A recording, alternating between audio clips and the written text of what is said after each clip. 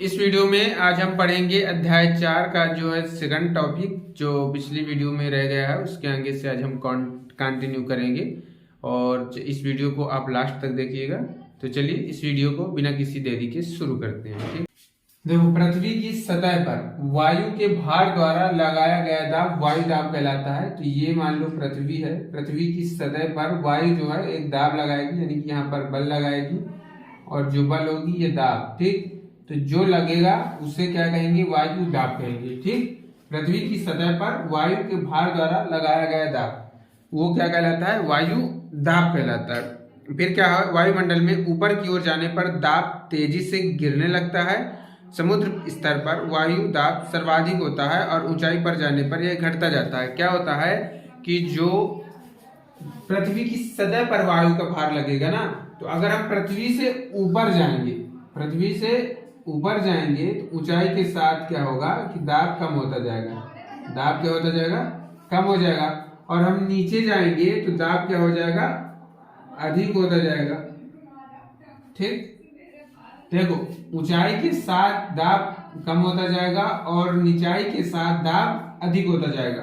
तो सबसे ऊंचा क्या होता है? चोट, वो पर्वतमाला होती है। तो पर्वतमाला में जो वायु दाब होता है वो कम होता है, लेकिन जो सबसे नीचे का होती है समुद्र होता है। तो समुद्र में वायु दाब क्या होता है? सर्वाधिक होता है। तो समुद्र में वायु दाब सर्वाधिक होता है।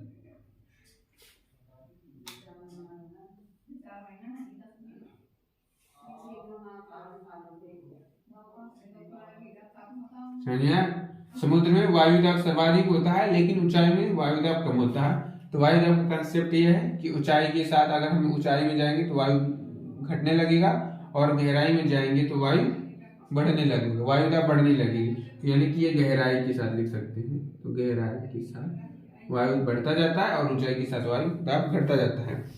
फिर क्या हुआ कि देखो, वायु दाब का क्षैतिज वितरण किसी स्थान पर उपस्थित वायु के ताप द्वारा प्रभावित होता है। अधिक तापमान वाले क्षेत्रों में वायु गर्म होकर ऊपर उठती है। यह निम्न दाब क्षेत्र बनाता है। निम्न वायु दाब बादल युक्त आकाश एवं नम मौसम के साथ जुड़ा होता है।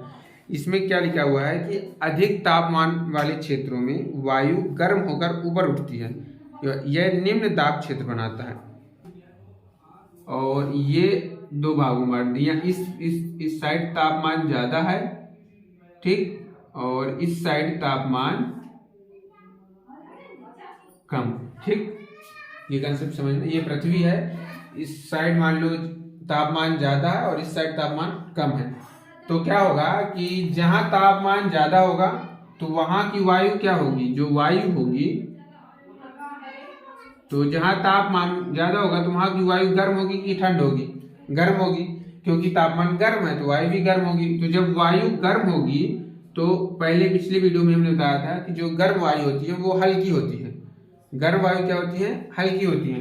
तो जो वायु गर्म होगी तो वो हल्की होगी, यानी कि हल्की होकर ये ऊपर की ओर उठ जाएगी, ये ऊपर की ओर उठ जाएगी। ठीक, तो जहां तापमान ज्यादा होगा वहां की जो वायु होगी वो गर्म होगी। सीधी सी बात, अगर गर्म होगी तो वायु क्या होगी? हल्की होगी।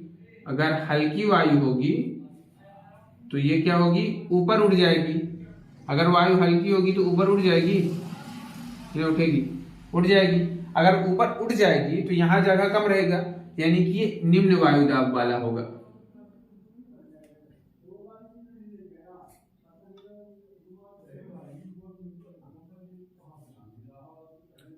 देखो, जो अगर वायु जो हल्की होकर ऊपर उठ जाएगी तो यहां से अपना जो वजन है, जो दबाव है, वो ज्यादा करेगी कि कम करेगी?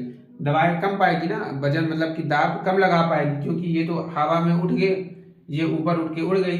लेकिन अगर भारी होती तो इस पर दबाव ज्यादा लगाती, जिससे उच्च दाब वाला होता क्षेत्र। तो लेकिन ये क्या हुआ कि उड़ गई, जब ऊपर उठ गई तो इस पर ज्यादा दबाव नहीं लगा पाई। जब ज्यादा दबाव नहीं लगा तो क्या हुआ? ये निम्न वायु दाब वाला क्षेत्र हुआ। तो जहां का तापमान ज्यादा होगा वहां निम्न वायु दाब वाला क्षेत्र होगा। ठीक, और जहां का तापमान कम होगा वहां उच्च वायु दाब वाला क्षेत्र होगा। कंसेप्ट समझ में आया कुछ कि नहीं आया? तो देखो, अब क्या हुआ कि यहाँ का तापमान कम है। ओके, तो जब यहाँ का तापमान कम है तो जो वायु होगी वो क्या होगी? ठंडी होगी कि नहीं होगी? तो जब वायु ठंडी होगी तो जो हमने पहले बताया था कि जो अगर वायु ठंडी है तो क्या होती है, वो भारी होती है। गर्म वायु हल्की होती है और ठंडी वायु क्या होती है, भारी। समझ में आया कुछ? अब ये बताओ, जब ये भारी होगी तो ये ऊपर उठेगी कि नीचे जाएगी? तो ये जब नीचे जाएगी ना, तो ये नीचे बैठेगी। तो जब नीचे जाएगी तो इस पर दाब ज्यादा लगेगा कि दाब कम लगेगा? देखो, जब ऊपर उठेगी तो दाब कम लगेगी, क्योंकि दाब तो नीचे साइड लगाना है ना। तो ये तो ऊपर उठ गई तो दाब नीचे साइड कहाँ लगेगा? लेकिन जब ये नीचे जाएगी तो दाब ज्यादा लगेगा कि कम लगेगा?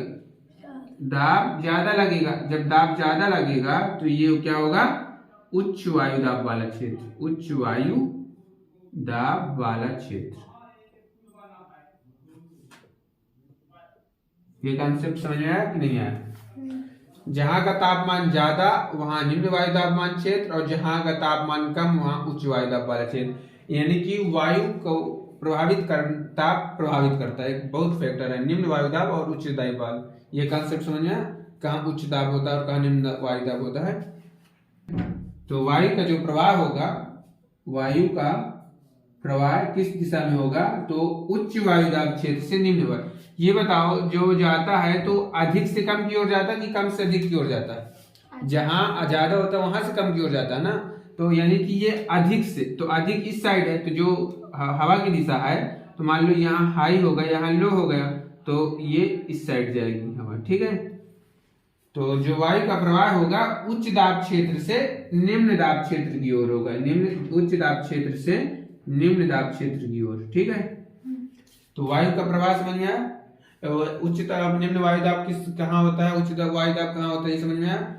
और वायु दाब किससे कहते हैं, समझ में आया? पृथ्वी की सतह पर वायु के भार द्वारा लगाया गया दाब, ठीक।